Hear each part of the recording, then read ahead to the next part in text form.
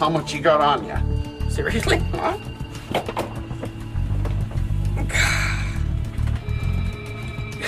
Probably enough, actually. I'll take care of it then. The first officer was forced to leave the cockpit to pay the caterers for onboard meals. Investigators check maintenance records to find out why the CVR only recorded the crew's conversation while they were on the ground.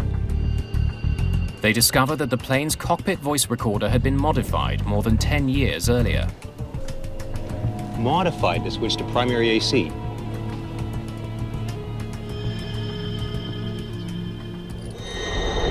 Mayday lights up. It was altered so that when the engines were given full power for takeoff, Your power. the CVR would automatically switch from the plane's batteries to its generator. And that modification was not working on this aircraft. Neither pilot realized that as the engines were revved up for takeoff, power to the CVR was actually cut off. Anytime you get key investigation components such as the cockpit voice recorder and flight data recorder that don't work correctly, it brings into question the thoroughness of the maintenance and also the continued operation, safe operation of the airplanes. The malfunctioning voice recorder and the unpaid catering bill lead investigators to look more closely at the history of the airplane and the company that owned it, Partner Airlines.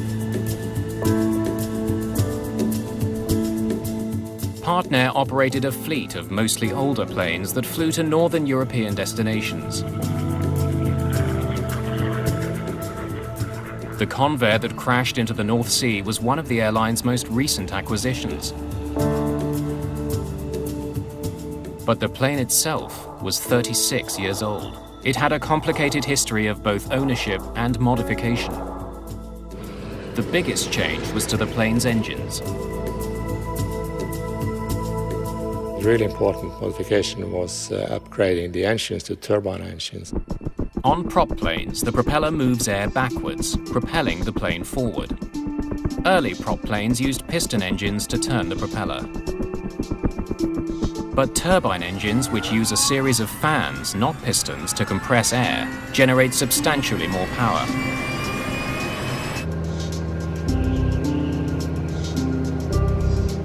Heimdall learns that in 1960, the plane's original piston engines were removed and powerful new turboprops were bolted to the wings.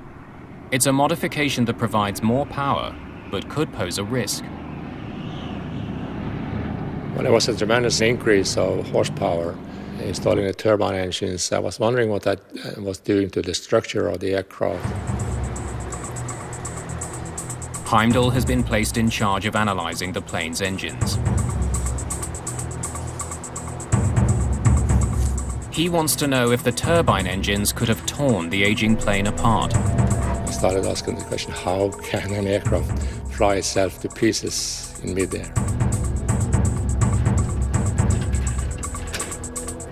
The plane's flight data recorder should tell investigators about the operation of the engines in the moment before the crash. The recorder from this flight is a primitive analog model.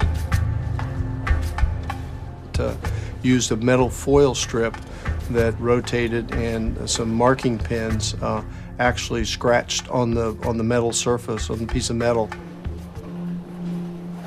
The antiquated data recorder proves to be another frustration for investigators.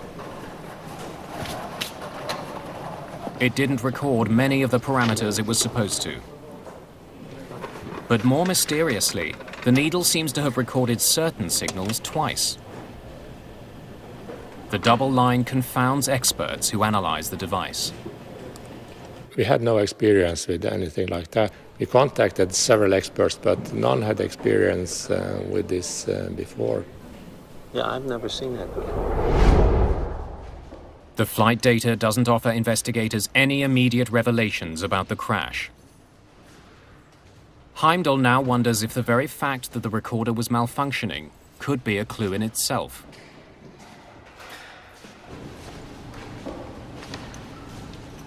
he decides to send the flight data recorder back to the American company that made it for further analysis.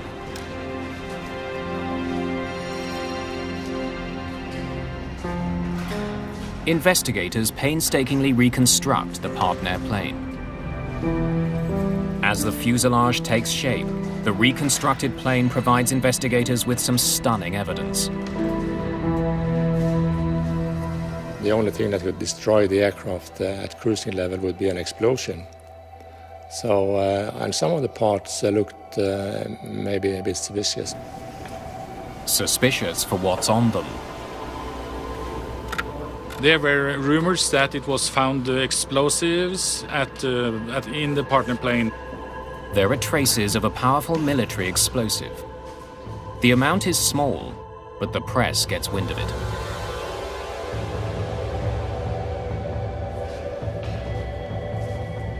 The explosive residue could be from a bomb on board the plane, or from another source. A NATO war exercise called Operation Sharp Spear was taking place that same day near the flight path of Flight 394. One of the pilots I talked to, he said, I guess it might have been the so-called cold rocket, test rocket, might have gone through one of the wings or the fuselage. Many people now wonder if an errant warhead played a role in bringing down the plane.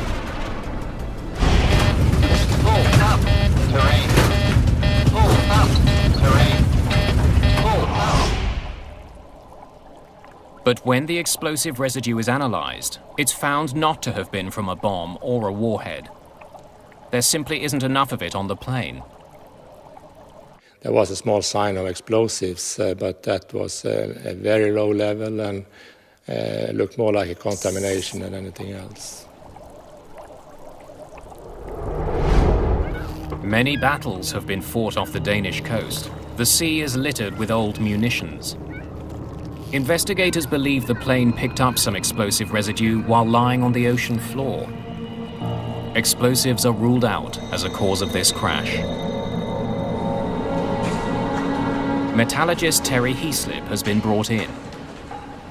He examines the plane's reconstructed tail and makes a startling observation.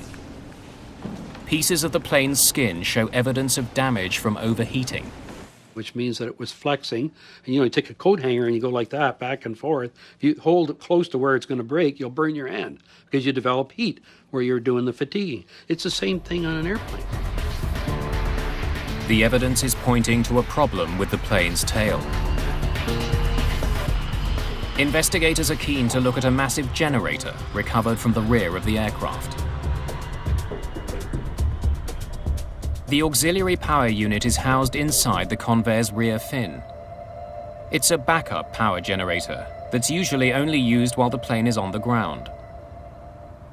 Heimdall inspects the device and discovers that some melted plastic parts from the plane's cabin have found their way inside the APU's turbine. It gives him an important new piece of information about what was happening on the plane at the moment it failed. Meaning that the cabin had failed when the APU was still operating. The APU should not have been running while the plane was in the air. The fact that it was means the APU could be behind this crash. Investigators try to learn more about what happened on the day of the crash. They interview the mechanic who inspected the plane that morning. He reports that one of the plane's two main generators wasn't working, and that he wasn't able to repair it.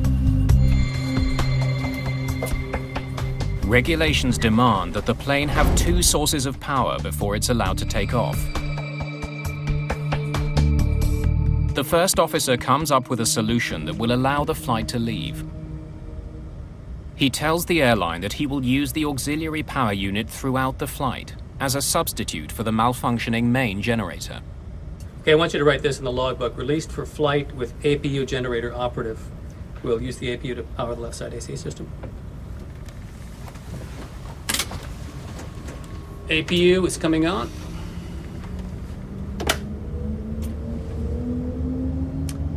Beta lights off.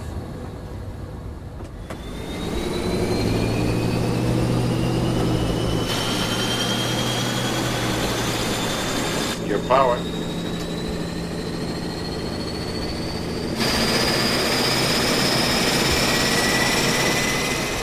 During his inspection of the APU, Heimdall makes an important discovery. When I saw the part, I saw that it was not an aircraft standard part at all. It was made in a very primitive way by a piece of iron and welding it together in a substandard way. He notices that one of the mounts attaching the APU to the plane is broken. The unit contains a rapidly spinning turbine that generates electricity. If it wasn't properly held in place, it could have caused this crash.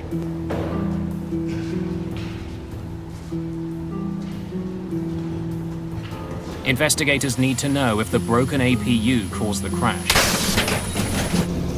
They'll soon discover that it's just a piece of a much more troubling puzzle. Investigators have discovered that Partner Flight 394 was flying with a broken APU mount.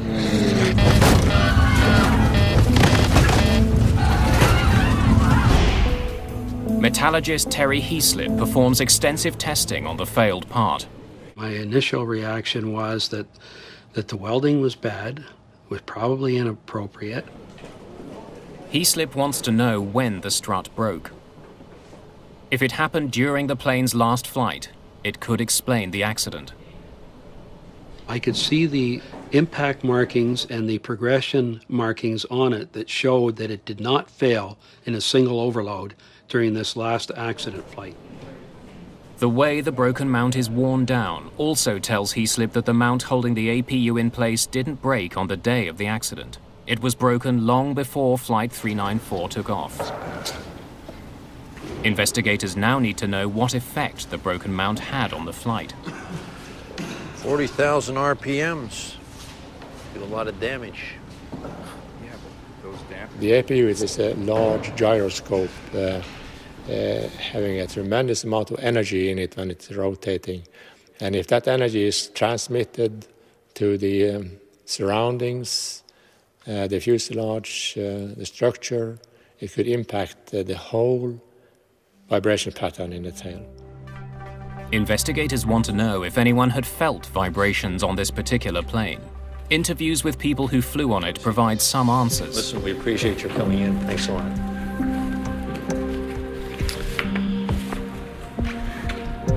Now, you said you felt some rumbling on the plane, is that right?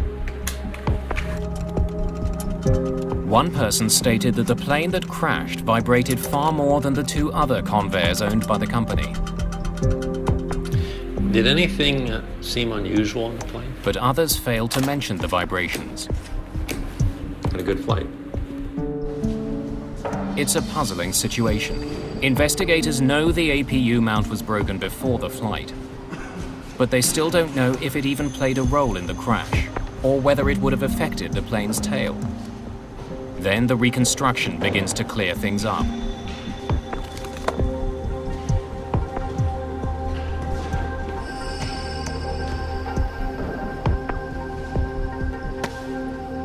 Heimdall discovers that two doors from the plane's tail have not been found. When we reassembled the parts from the tail, we saw